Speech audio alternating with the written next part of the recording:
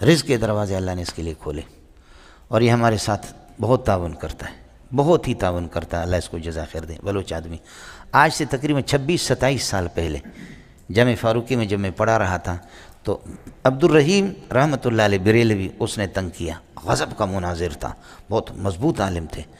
تو عبد الرحیم تو یہ بلوچ لوگ گئے دارالعلوم کہ اللہ کے لیے ہمارے نوجوان بریلوی بن رہے، تم لوگ اس سے کوئی مناظر بھیجو، یہ چیلنج دے رہا ہے، کوئی بھی نہیں آ رہا۔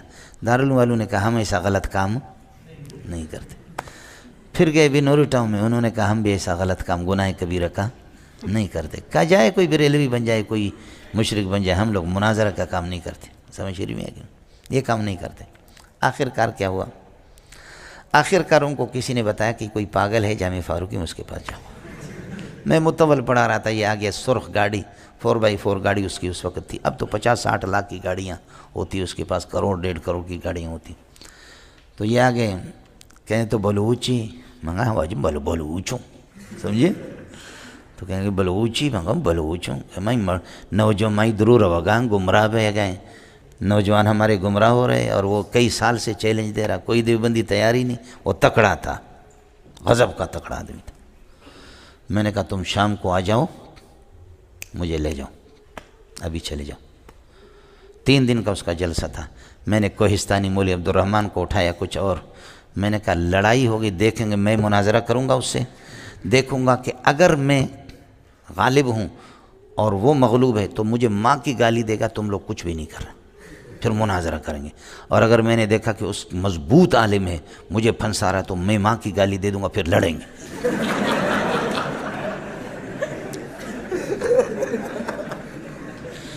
اس لیے کہ بھاگنے سے لڑنا بھی بہتر ہے نا، اپنے مسلک کی بدنامی۔ تو وہ کوہستانی مولی عبد الرحمن کہہ رہا تھا استاد جی مجھے 12 گولیاں لگ جائے میں مروں گا نہیں۔ اور واقعتاً یہاں جامع الرشید کے جب گاڑی پہ بم سے اڑایا گیا تو 1-2 بندے مرے، باقی زخمی بے ہوش ہو گئے، اور وہ خون میں لت پت ہو گیا، لیکن وہ مرا نہیں، اس کو وہ دوسروں کو اٹھا رہا تھا۔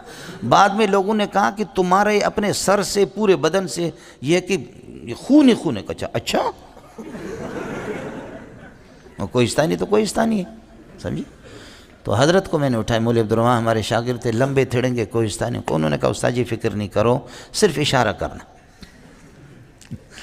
تو ہم لوگ گئے وہاں، صلاۃ الحاجت ہم نے پڑھی، کتابیں میں نے اٹھائی، گاڑی میں ہم لوگ وہاں گئے۔ صلاۃ الحاجت پڑھنے کے بعد میرے رب نے جو ہے نا اس پر ایسا روب بٹھایا، ایسا روب بٹھایا کہ وہ تیار نہیں ہوا۔ کہنے لگے ہماری تیاری نہیں ہے، اس دفعہ ہمیں مہلت دے دیں، یہ کرے وہ کرے، ادھر ادھر کر دیا بہانہ، یہ اس آدمی سے میں کیسا مناظرہ کروں۔ انہوں نے کہا کر لو، وڈیرا نے کہا، وڈیرا بریلوی تھا، کہا کر لو، اگر تو نے اس کو بند کیا جوتے ماریں گے، کر لو۔ تو اس نے کہا اس دفعہ تو پھر چھوڑ دو مجھے، میں تیاری کر کے پھر آ جاؤں گا۔ الحمدللہ تیاری میاری کچھ نہیں ہوا، لوگوں نے فائرنگ کی خوشی میں، شپڑ خان زندہ آباد، شپڑ خان زندہ آباد، سمجھے بھائی جان، خوشی میں ہم لوگ۔